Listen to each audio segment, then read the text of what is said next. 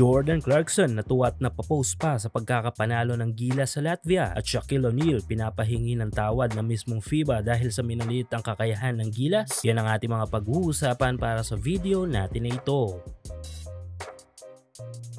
Isang matinding history ang ginawa ng ating national team sa kanilang pinakaunang laban kaninang hating gabi kontra dito sa pinakamalakas na koponan sa ating bracket na Latvia. Hindi biro ang panalong ito ha. Kung iisipin kasi talaga natin ay sobrang liit ng tsansa natin para sa panalo sa laban na ito. Try to imagine rank number 6 sa world ranking ang kalaban kung saan ay dalawa lang naman sa pinakamalakas sa buong mundong koponan ang pinadapa last World Cup. Kahit nga wala sa kanilang lineup si KP. Tinalo ng Latvia ang Spain national team na alam naman natin kung gaano kalakas na koponan sa mundo. Tinalo din nila ang France national team na may Rudy at iba pang NBA players. Tapos sa naging laban na ito ay sila pa ang nag-host ng laro kung saan ay libo-libo mga Latvian fans ang tumungo upang manood at magbigay ng mabigat na suporta. Literal na underdog tayo dito at hawak lahat ng Latvia ang advantage para manalo. Pero dito nga pumasok ang sikat na salita sa Pilipinas pagdating sa larong basketball, bilog ang bola. Meaning walang sino mang makakapagsabi kung ano ang magiging ending ng game hanggat hindi pa ito nagaganap at natatapos.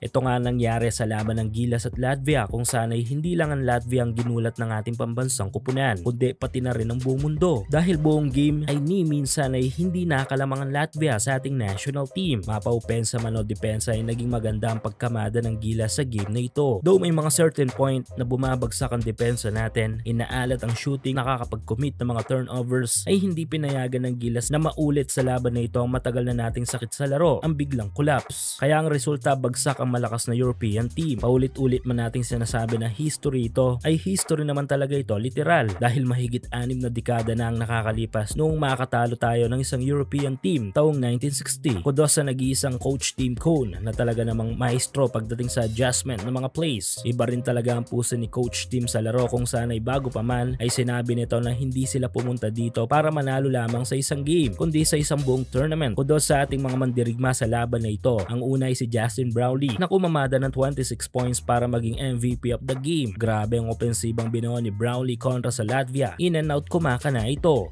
Sunod ay si Kai Sotto na nagtala naman ng 18 points at 8 rebounds. Sure ball ako marami pa rin masisipat ang mga basher na weaknesses ni Kai this game pero hindi natin maitatanggi na sobrang laking tulong ni Kai sa Gilas sa laban na ito. Next ay si Abay na talaga namang ipinapakita na habang nagkakaedad ito ay tila mas lalong lumalakas si Kraken. Malaking statement ang 11 points nito para iparating sa international basketball scene na kaya pa nitong pumalag. Naging malaking parte din ng panalong ito ang ating mga guard na sina Newsom at Ramos na hindi pinayagang ibabaw ang opensa ng mga tirador ng guard na Latvia. At dahil sa panalong ito ay hindi naiwasan pa ng ating kababayan sa NBA na si Jordan Clarkson na matuwa sa kanyang pangalawang kupunan sa larangan ng basketball. Napapost pa nga si JC sa kanyang official social media account right after the game. Meaning talagang sinubaybayan ni Clarkson ang naging laban natin kontra Latvia. Sa kabilang banda naman ay pinapahingi ng tawad ng mismong FIBA ang NBA legend na si Shaquille O'Neal sa Pilipinas dahil sa naging komento nito noon na hindi raw ito pamilyar sa laruan ng Pilipinas pagdating sa basketball kung saan ay tila nangangahulugan ng pangmamaliit sa ating bansa. Well, di ko alam kung joke ba itong post na ito ng FIBA o seryoso. Anyway, pagpapakita nito ng pagrespeto sa ating bansa at habang buhay na magmamarka sa buong mundo or even nga kayo Neil na may puwang ang mga Pinoy, partikular na ang ating national team na Gilas Pilipinas sa mundo ng basketball. Again, congrats Gilas at good luck sa inyong next game kontra sa Georgia.